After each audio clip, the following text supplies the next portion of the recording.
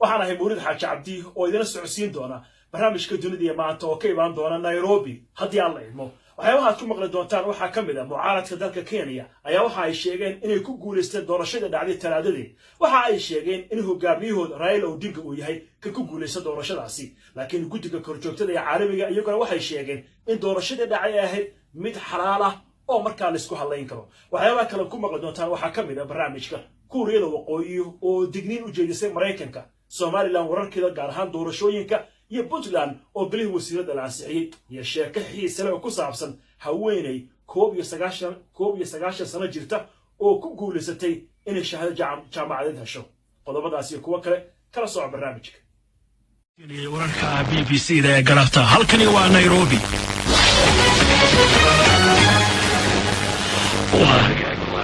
aan ka horreynaa sida warka aad ku maqlayseen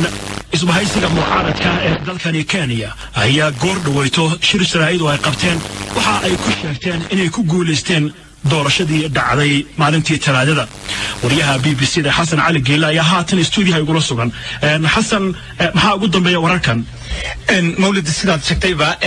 xisbiga mucaaradka waxay qabteen shir jaraa'id waxa uu hadlayay Musalia Mudavadi oo kamid ah madaxda sarsare ee xisbigaasi isbahaysiga NASA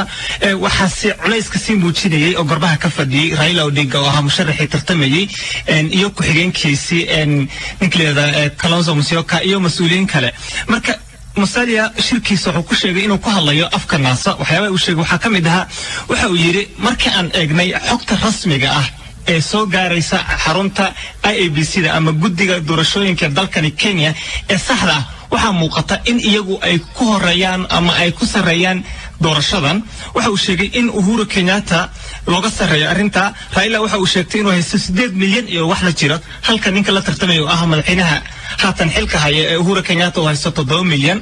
marka waxa uu leeyahay guddiga doorashada waxaan doonaynaa in ay ku dhawaaqaan ama shaaciyaan natiijada rasmiga ee saxda ah ee aan waxba lagu darin oo ah in Raila uu yahay madaxweynaha dalka ee ku guuleystay doorashada waxa kale uu sheegayaa in ay hayaan cadeymo badan oo ah markii in ma uusan cadeynin cidda siisay oo waa ka gaabsado waxa uu yiri waxaan xaq u leenahay inaan ilaalino cidda aan xogta ka helayno laakiin waxa uu leeyahay cadeymo ayaan haynaa sawir oo shaashadaha IEBC laga qaado oo sax ayaan haynaa oo muujinaya in Raila uu ku horeeyo oo isaga 8 milyan ee wax la jiro inuu leeyahay marka wuxuu leeyahay waxa ay IEBC da ama guddiga doorashada muujinayaan ee shacabka tusinayaan ama bartooda internetka ku qoriyaan inay tahay mid khalad ah oo dadka lagu khaldayo laakiin tii saxda ahayd aan la soo gudbeen sida awgeed waxay dalbadeen mid koobaad in Raila lagu dhawaaqo inuu yahay madaxweynaha dalka ee isagu ku guuleystay doorashadaasi cadeymana ay hayaan waxa uu kala sheegay inaysan aqbalaynin natiijo kale oo been abuur ah oo laga badbadiyay waxa jirta su'aal la weydiiyo oo leeyahay maxaa dadka faraysan oo leeyahay hore ayaan waxa u niri dadku waa inay isdajiyaan laakiin wax kale oo sugayna ma jirto ayuu yiri waxa uu sheegay in dhibaatada koowaad ay ka timaaday si loo kala saaro foomamkii ay ku adkeysanayeen in la cadeeyo aha mid rasmiga ah goobaha codbixinta laga keenay in guddiga doorashooyinka laba miis oo kaliya ay dhigeen oo yiraahdeen labada meelood ayaa lagu kala xaqiijinay inay sax yihiin kale foomamkan ay aad u badan yihiin waqtina ay qaadanayso oo laba meelood oo kaliya oo ogolaadeen taasna aysan macquul ahayn muhiimadda waxay tahay marka in ay sheegteen inay ku guuleysteen doorashada iyaga aad iyo aad baad u mahadsantahay wariyaha BBC da Xasan Cali Geela oo inoo faahfaahinaya wararkaasi ugu dambeeyay ee haatan soo dhacay wixii warar arrintan ku soo kordhay iyo jawaabaha laga bixiyana waxaad ku maqli doontaan inta idaacada aynu ku jirno sidoo kale waxaad toos nagala socotaan Facebook BBC Somali iyo waliba qaybta ama barta internetka ee bbcsomali.com imikana waxaan u wareegaynaa xarunta Bomas ee tirinta codadka ee magaalada Nairobi oo uu ku sugan yahay wariyahayaga Cabdi Fataax Ibrahim Cagiyare Cabdi Fataax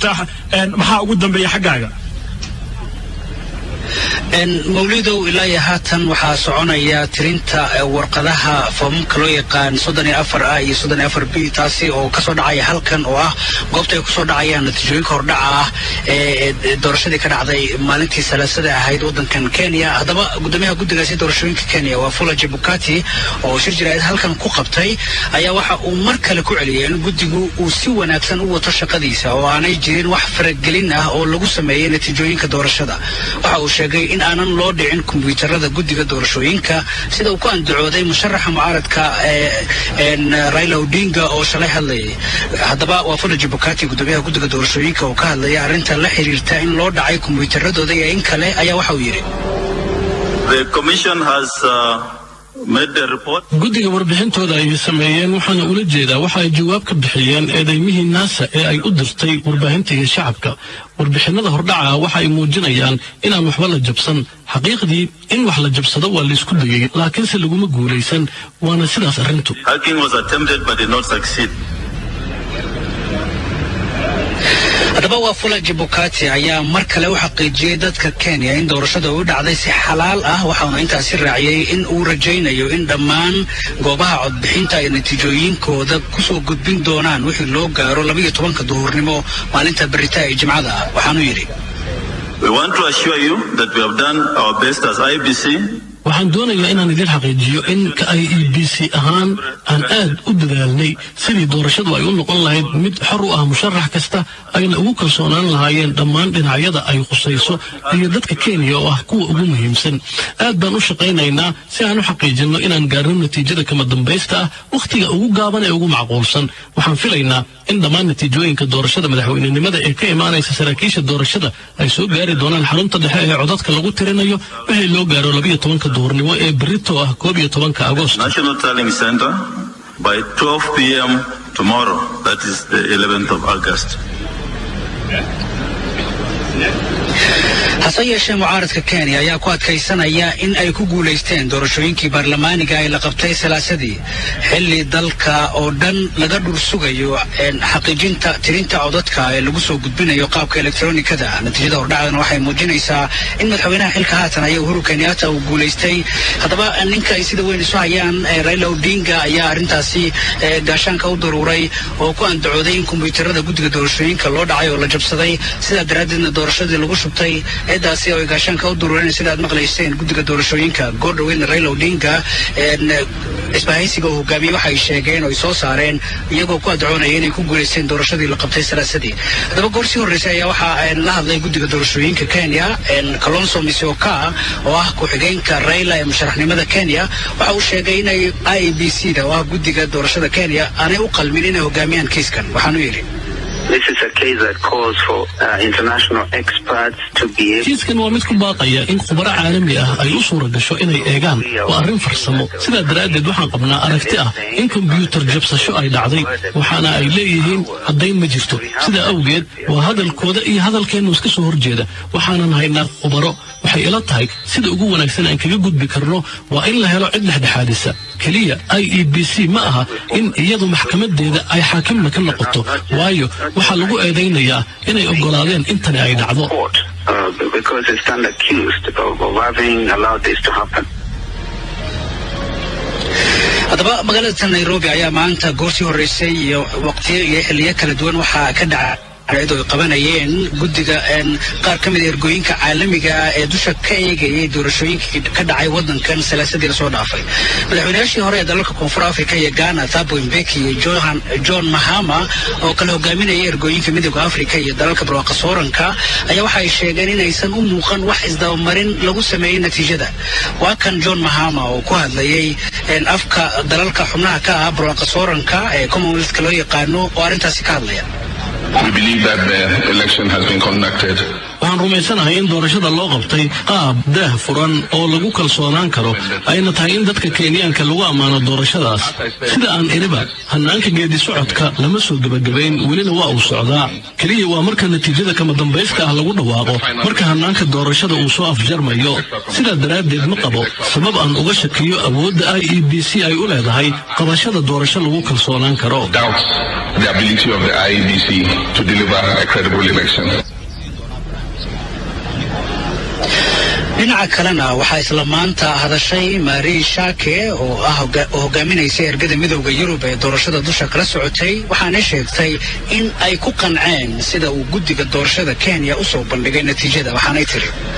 was consistently well assessed by the EU election observation mission observers in June. Xasi madax bannaan u qiimeeyay ergada midowga Yurub ee muraaqibeynta doorashada.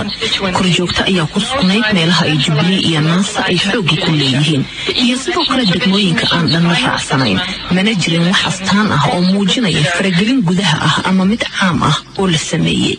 qiimaynta ugu dambaysa ee ergada midowga Yurub ee muraaqibaynta doorashada waxa kaloo lagu tixgeliyay sida hanaanka tirinta codadka iyo qaabka lagu soo gaarsiiyay dukumeentiga ilaa iyo maanta IEBC waxay ka dhabaysay ballanqaadkii ahaa in si daahfurnaan ah loo sameeyo geedi socodka natiijada taasoo ay ku jirto in foomamka natiijada toos internetka loo geliyo in the results process, including by putting result forms online. sidoo kale waxaa isna kalsooni u muujiyay guddiga